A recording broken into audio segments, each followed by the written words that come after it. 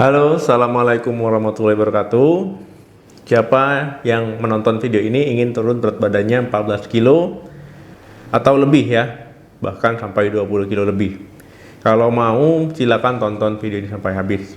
Jadi ada teman-teman yang DM Instagram saya dan juga komentar di channel YouTube saya itu tentang dietnya Mbak Tia Aristia atau Mbak Tia ya.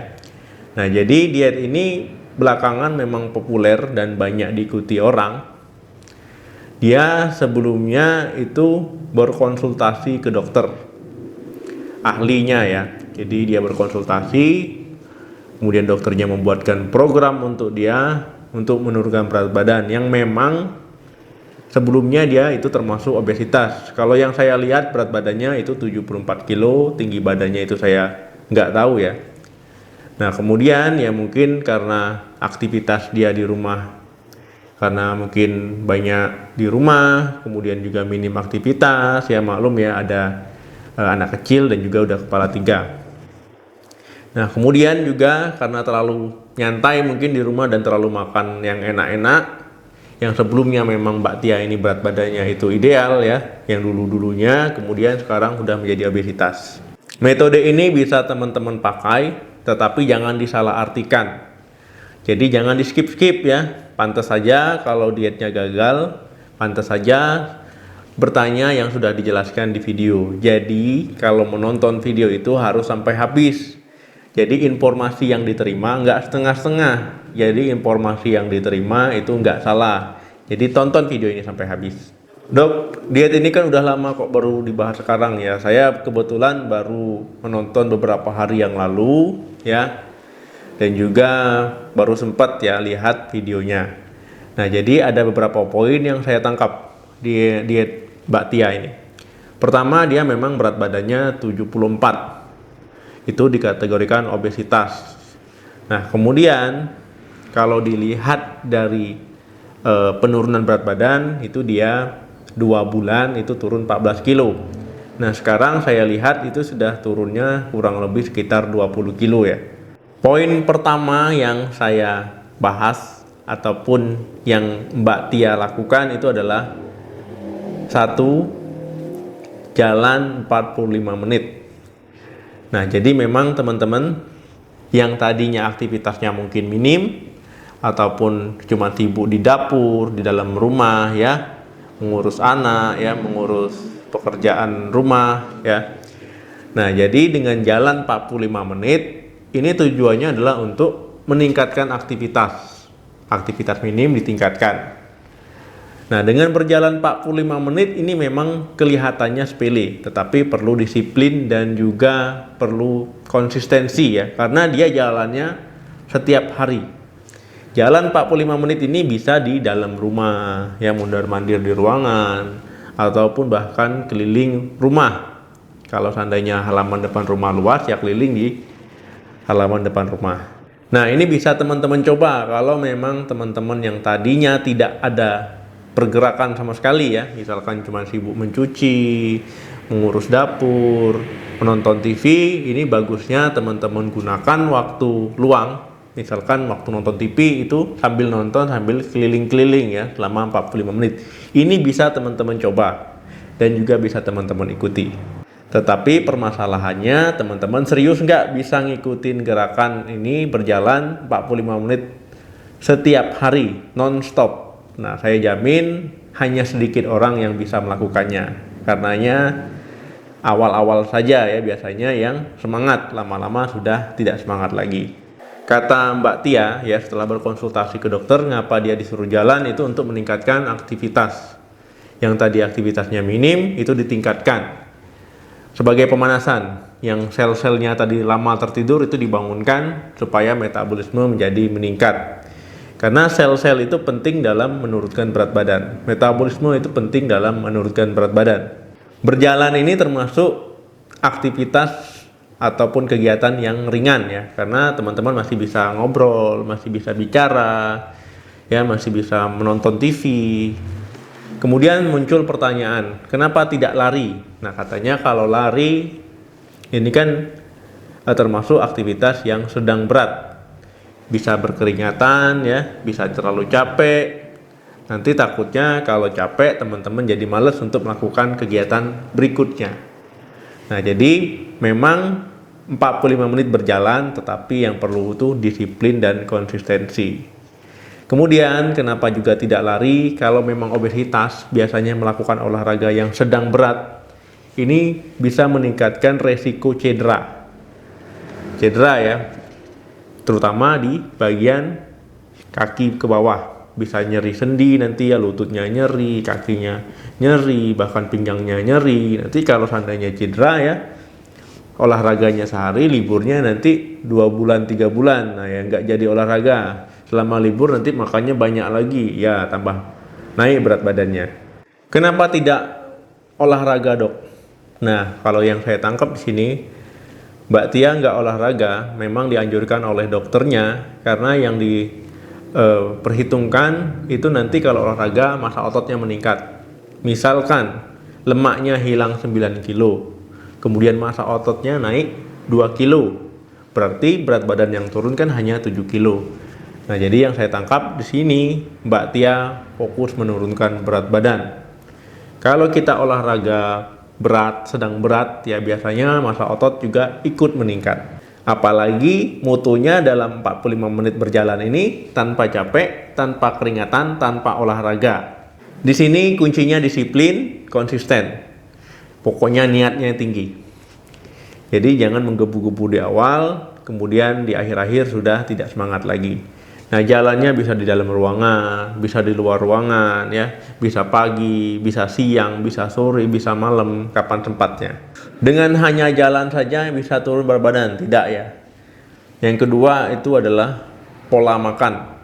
Jadi memang pola makan ini memegang peranan penting terhadap berat badan kita. Jangan sampai misalkan yang terbakar kalori kita yang terpakai 2000, yang masuk 2500. Ya berat badan akan nambah ya, bukannya kurang ataupun turun. Mbak Tia di sini dia menghindari no tepung, no gula, no santan, no terasi. Nah, kemudian bumbu dapur itu boleh dipakai apa saja ya, kecuali terasi tadi.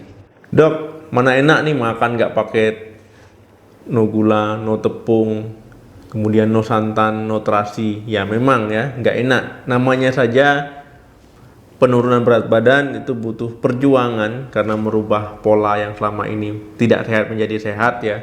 Perlu pengorbanan karena yang tadinya kita tidak suka harus kita sukai mau tidak mau. Kalau teman-teman makannya enak terus ya makannya bakal nambah terus ya rasanya. Nambah dikit lagi dong ya, seperti itu ya. Ayamnya kurang kayaknya nih. Itu tadi gulanya enak. Sambal itunya mau tambah ya, seperti itu. Lama-lama ya seperti itu terus, gak ada perubahan karena niatnya mau diet tapi makannya enak terus ya, nambah terus.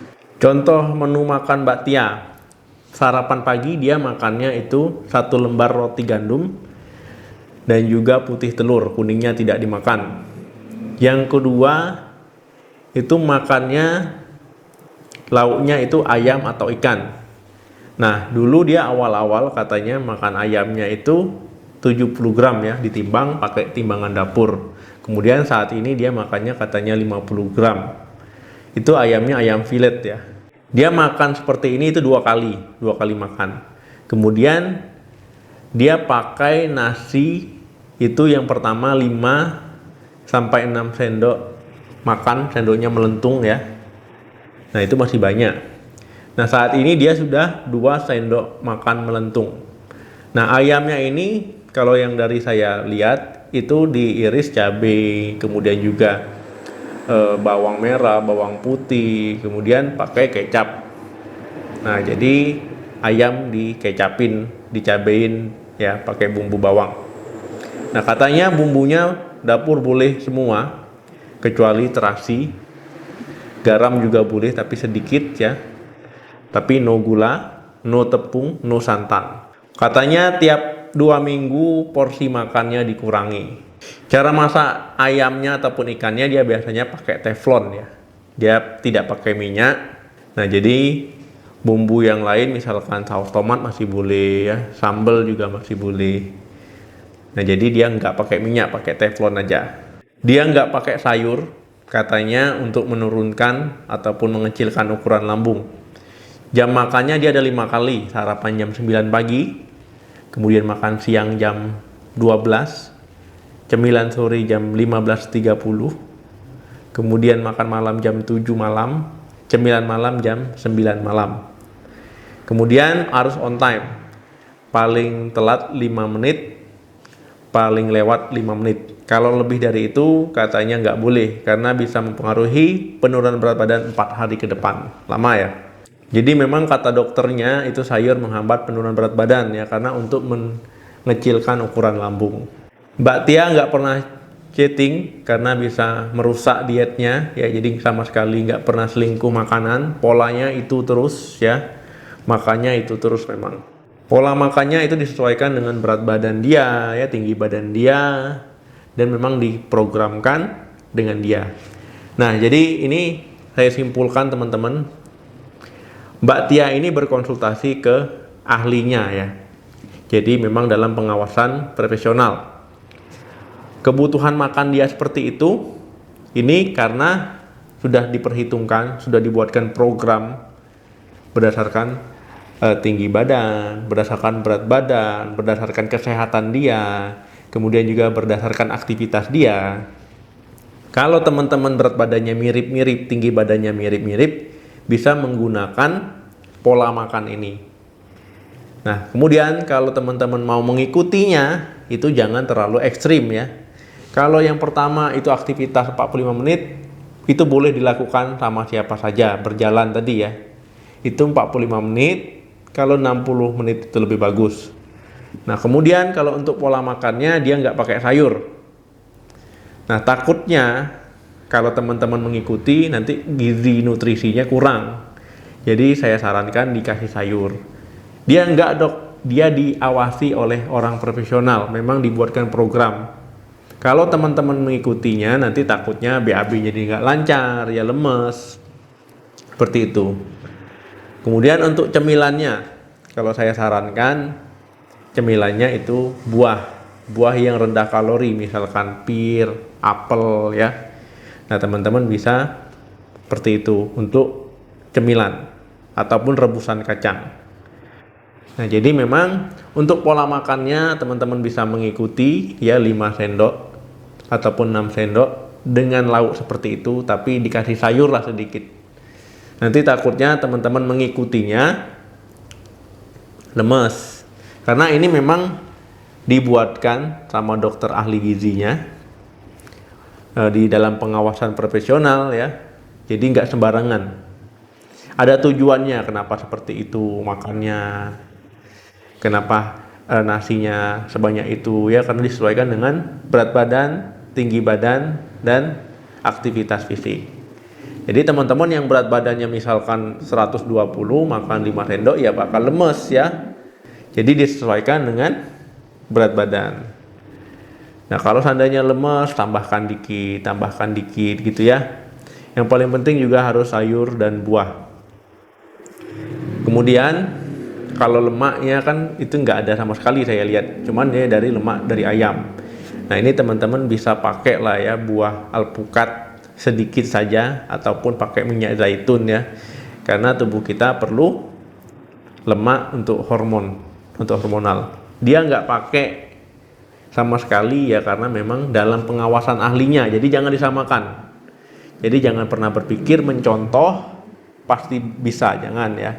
Ini bisa dicontoh, berhasil untuk Mbak Tia, tapi belum tentu untuk teman-teman. Tetapi tidak ada salahnya mencontoh, tapi ya berubah dikit. Takutnya teman-teman tidak dalam pengawasan ahlinya, tidak dalam pengawasan profesional, nanti malah sakit ya. Kalau gerakan jalan 45 menit sampai 60 menit itu bisa dilakukan siapa saja. Tapi kalau untuk pola makannya, kalau saya sarankan karbohidrat ya boleh pakai nasi tadi, pakai roti gandum. Proteinnya dia ada di putih telur tadi ya, pagi sarapan. Kemudian juga untuk lauknya ayam, bisa ikan ya. Nah, itu saran saya ditambah sayur sedikit. Oke teman-teman, semoga teman-teman memahami video ini. Semoga teman-teman yang mau mengikutinya saya doakan berhasil turunnya sama kayak Mbak Tia, bahkan bisa lebih. Di-share video ini sebanyak-banyaknya, jangan lupa komen pengalaman diet ataupun ada yang sudah mencoba diet ini. Kalau ada yang salah dengan perkataan saya, coba dikoreksi ya. Salam sehat, sukses diet, sampai jumpa.